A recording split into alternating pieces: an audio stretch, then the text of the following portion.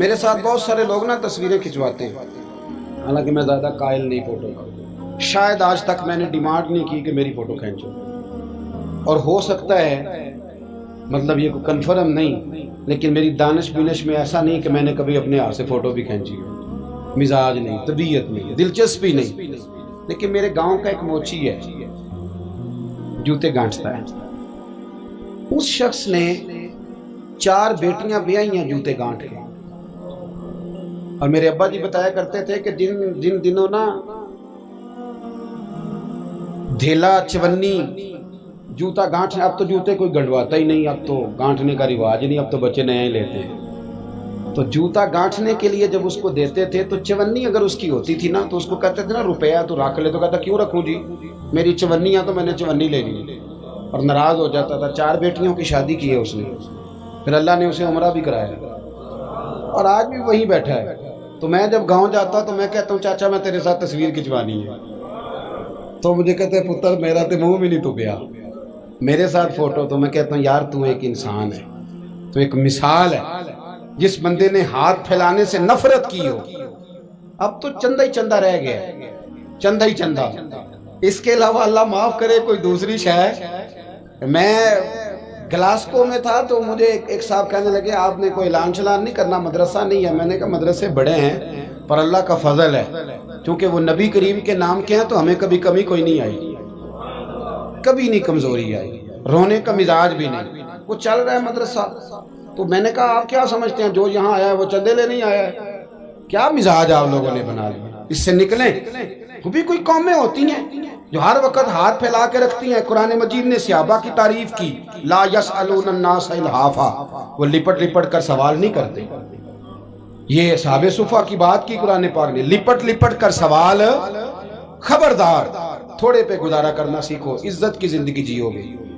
اور نوجوان بالخصوص یاد رکھیں، اگر وقار سے جینا ہے، سر اٹھا کے جینا ہے اور مطمئن زندگی گزارنی ہے تو پھر اس بات پہ راضی ہو جاؤ جو اللہ نے ہمیں عطا کیا ہے۔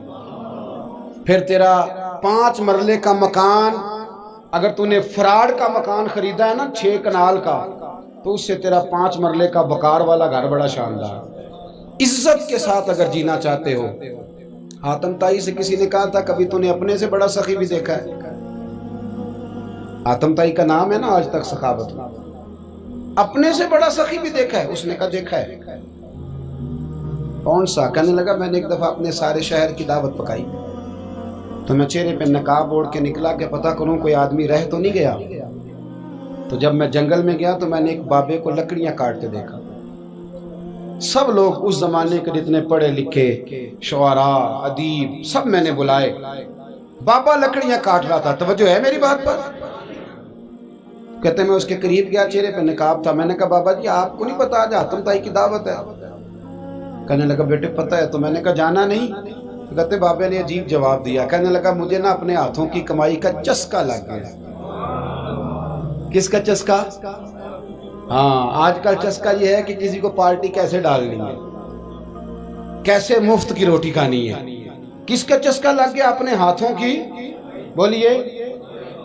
میرے نا مدرسے میں ایک لائق بچہ پڑھتا ہے، مالدار گھرانے کا تھا، تو تھوڑی سی نا آپ کو پتہ ہے دوران طالب علمی ہمیں بھی بڑے بہانے آتے تھے، تو یہ چیزیں یاد آتی ہیں، تو تھوڑا آگے پیچھے ہوتا تھا۔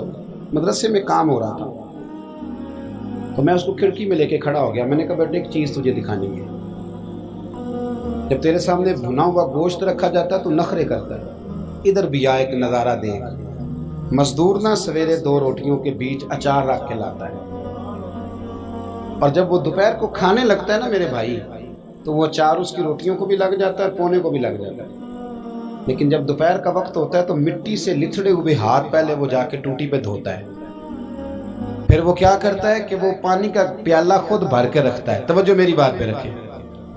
پھر وہ زمین پہ بیٹھتا ہے اور جب وہ پونا کھولتا ہے نا، کبھی اسے کھاتے ہوئے دیکھو، یوں محسوس ہوتا ہے کہ دنیا کی ساری نعمتیں اس کے سامنے پڑی ہوئی ہیں، اور ٹیبل پر بیٹھ کر 22,000 کی روٹی کھانے والے اتنا شکر ادا نہیں کرتے جتنا وہ بندہ شکریہ ادا کرتا ہے۔ یا اللہ تیرا شکر ہے، یا اللہ تیرا شکر ہے۔ اور ان کو لفظ نہیں سیدھے پڑھنے آتے، ویسے بھی لفظ تاثیر سے بنتے ہیں تلفظ سے نہیں۔ اہل دل آج بھی ہیں اہل زبان سے آگے.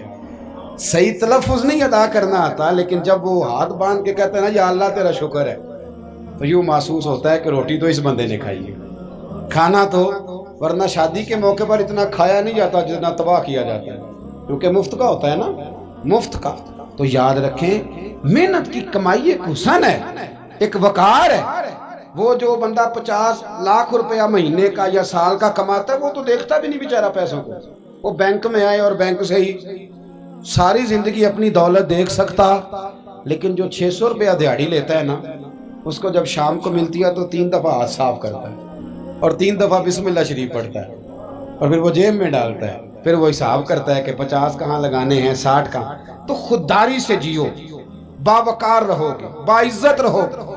حاتم طائی کہتے ہیں مجھے کہنے لگا کہ مجھے ہاتھوں کی کمائی کا چسکا لگ گیا، اب مفت کے دسترخوان پر مجھے مزہ نہیں آتا. تو کہتے ہیں میں تو بس اس کا فدائی ہو گیا. جب میں واپس آنے لگا تو اس نے مجھے آواز دی.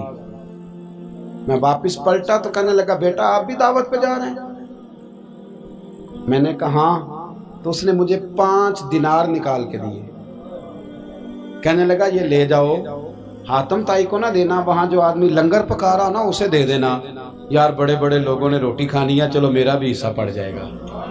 تو حاتم طائی کہتے ہیں میں گھوڑے سے گر گیا، چہرے سے کپڑا اٹھایا اور میں نے کہا بابا میرے سینے سے لگ، میں تو امیر ہو کے سخی ہوں نا، تو غریب ہو کے بڑا سخی ہے. آج سمجھ آئی ہے تیری سخاوت کی. پڑھیے نا حدیث پاک. حضرت انس بن مالک کہتے ہیں ایک شخص نے آ کے کہا یا رسول اللہ کچھ دیجئے. حضور مجھے کچھ بولیے. اور میرے محبوب کا دروازہ وہ ہے کہ جہاں سے کبھی کوئی خالی گیا ہی نہیں. حضور کچھ دیجئے. تو نبی کریم علیہ السلام نے آج الگ بات کر دی، فرمایا تیرے پاس کچھ بھی نہیں؟ اس نے کہا حضور میرے گھر میں ایک پیالہ ہے اور ایک کمبل ہے اوڑھنے کا. اتنا غریب کو بندہ اس وقت بیٹھے محفل میں جس کے گھر میں ایک ہی پیالہ ہو. جو چپ ہے ان کے بارے میں کیا نظریہ اختیار کرو. کوئی ایسا غریب جس کے گھر میں ایک ہی پیالہ ہو، صرف ایک ہی کمبل ہو. لیکن یہاں بیٹھے میرے سمیت ہر تیسرے بندے کو آپ پوچھ لیں کہ حالات کیا ہیں تو کہے گا دعا کرو. بڑی مشکل ہے. اتنا غریب کوئی بندہ موجود ہے، لیکن آپ کسی کو پوچھ لیں وہ کہے گا جی بس دعا کریں. کوئی ایسا پیر مل جائے جو مجھے اللہ دین کا چراغ دے دے تاکہ نوٹ کسی طریقے آ جائے. اور وہ نعت ہاں جو کہتا ہے کہ کون دیتا ہے دینے کو منہ چاہیے، دینے والا ہے سچا، وہ بھی کہتا ہے پہلے 25,000 دو. کوئی تو سٹیج پہ تو کہہ رہا تھا حضور دیتے ہیں، اور یہاں جب تک تیرے اکاؤنٹ میں نہ جائیں تیرا کام ہی نہیں چلتا. عجیب تماشا ہے نا. ایک صاحب نے بڑی دور سے مجھے فون کیا، کہنے لگے ٹائم دے دیں. میں نے کہا جی میں آ جاؤں گا، فارغ ہوتا ہوں تو آ جایا کرتا ہوں، مسئلہ نہیں ہے، ہم اتنے بڑے لوگ ہی نہیں، آ جائیں گے. کہنے لگا جی آپ بتائیں مطلب اکاؤنٹ نمبر دے دیں. میں نے کہا یار آپ نے غلط جگہ فون کر لیا، میں نے تو بتایا کہ وہ تو بڑے لوگ ہوتے ہیں، تو ہمیں پتہ ہے اپنی حیثیت کا، انشاءاللہ حاضر ہو جائیں گے، آپ سے بات ہوگی. کہنے لگے نہیں آپ کو تو کچھ بتانا ہی پڑے گا، کچھ بتائیں کچھ بتائیں. میں نے کہا کچھ بھی نہیں، میں انشاءاللہ حاضر ہوں گا. اللہ نے مجھے توفیق دی ہے، میں شام کو بڑی زبردست کھانا اپنے بچوں میں اچھا بیٹھ کے کھاتا ہوں. ایک گاڑی ہے جس پہ سفر کرتا ہوں، اگرچہ مکان میرا 2 کمروں کا ہے، پر کبھی اللہ تعالیٰ نے میرے دل میں یہ تمنا پیدا نہیں کی کہ کوئی بہت بڑا ہو تو گزارا صحیح ہے. میں بڑی اطمینان بخش زندگی گزارتا ہوں، تو میں آ جاؤں گا. کہنے لگے نہیں تہاڈی مہربانی کچھ دسو. میں کہا 3 کروڑ روپیہ دے چا. کتنا جی؟ اللہ جانتا ہے ہنسانے کے لیے بات نہیں کر رہا، اور مسجد میں اونچا ہنسے بھی نہ. کتنے دیں؟ جی یہ تو آپ نے کیا کہہ دیا. میں نے کہا یار اگر میں نے اپنے لفظ ہی بیچنے ہیں تو اب میں 25-40 ہزار میں بک جاؤں. تو میں تو سمجھتا ہوں کہ نبی پاک کا فرمان بڑا قیمتی ہے، تو ریٹ لگاؤں تو میری حیثیت یہ ہو کہ 40,000 روپیہ. اگر میں نے بکنا ہی ہے تو کوئی ریٹ تو لوں نا. اور ویسے بھی میں تو سمجھتا ہوں کہ میں بڑا انمول ہوں، اس لیے کہ میں رسول اللہ کے دین کا نوکر ہوں. اور یہ غلطی ان کی نہیں جو بیچتے ہیں، غلطی ان کی ہے جو خریدتے ہیں. آپ لوگوں نے مارکیٹیں بنائی ہیں، آپ مارکیٹیں نہ بناتے تو کبھی مارکیٹوں میں اس طرح کی چیزیں بکنے کہ ہم نے ظلم کیا ہے، ہم نے زیادتی کی ہے، ہم نے یہ ماحول بنایا ہے. بہرحال بات دور نہ نکل جائے، واپس آتا ہوں. نبی کریم صلی اللہ علیہ وسلم نے فرمایا تیرے پاس کچھ نہیں، ایک کمبل ہے اور ایک. حضور نے فرمایا لے کے آ. یہ سرکار کا فرمان سیاستہ سے عرض کر رہا ہوں۔ اگرچہ امام جلال الدین سیوطی نے تفسیر در منصور میں تفصیل کے ساتھ اس روایت کو کئی طرق سے بیان کہا، ایک کمبل، یارو سوچو ایک کمبل جس بندے کے پاس ہو، ایک پیالہ، اس سے بھی کوئی غریب ہوگا۔ حضور نے منگا لیا اور بولی لگا دی، کون خریدے گا؟ ایک شخص نے کہا 1 دینار، ایک نے کہا 2، حضور نے 2 دینار میں بیچ دیا۔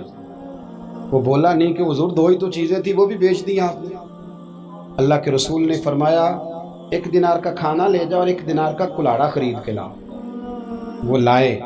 حضرت انس کہتے ہیں بندہ بڑے نصیبوں والا تھا، وہ جب کلاڑا خرید کے لایا تو اس میں دستہ میرے نبی نے دستے مبارک سے لگایا، حضور نے دستہ لگایا اور فرمایا یہ لے جنگل میں جا۔ مسلمانوں، یہ میرے رسول اللہ کی تعلیم ہے۔ نوجوانوں غور کرو، اگر معاشرے کو سنوارنا ہے تو اس چیز پر محنت کرو۔ فرمایا یہ کلاڑا پکڑ، رسی پکڑ، جنگل میں جا، لکڑیاں کاٹ کے لا، کھا بھی اور کھلا بھی، پہن بھی اور پہنا بھی، جا۔ حضور نے فرمایا 15 دن مجھے نظر نہ آنا، جا کام کر، جا کے محنت کرنا اہل اسلام کا شیوا ہے۔ آج پوری دنیا میں ہمارا کشکول مشہور ہے، دھوکہ معروف ہے۔ لوگ کہتے ہیں کہ انہوں نے ایسے ایسے، ہم نے طریقے غیروں سے پیسے نکالنے کے اختیار کیے، ایسے ایسے طریقے کہ کبھی سنے تو شرم سے سر جھک جاتا ہے۔ یہ معیار ہوتا ہے اعلیٰ قوموں کا کہ وہ چندوں پہ زندگی گزاریں، وہ مانگ کر کے کھائیں، یہ معیار ہوتا ہے۔ کسی کونے پہ بریک لگتی ہے تو آپ دیکھیں مانگنے والے کتنے زور و شور سے آتے ہیں۔ خدا را محنت کی عادت۔ وہ صحابی چلے گئے، 15 دن کے بعد آئے۔ یہ لفظ امام سیوطی نے لکھے، 15 دنوں کے بعد آئے تو حضور نے فرمایا تیرا حال کیا ہے؟ حضرت انس کہتے ہیں مجھے بھی تجسس تھا کہ پتہ تو چلے۔ تو وہ مسکرائے، عرض کرنے لگے یا رسول اللہ پہلے 1 پیالہ تھا، اب سارے گھر کے برتن بن گئے۔ یا رسول اللہ برکت آپ کی ہے، پہلے 1 کمبل تھا، اب سارے گھر کے بستر بن گئے۔ اور امام سیوطی کہتے ہیں انہوں نے جیب میں ہاتھ ڈالا تو 10 دینار نکالے، عرض کی حضور رکھ لے، میں اصحاب صفا کے لنگر میں حصہ ڈالنے آیا ہوں، یہ قبول کر لے مجھ سے۔ مہربانی فرمائیں، مہربانی، خودداری سے جیے اور تھوڑے پہ گزارا کریں۔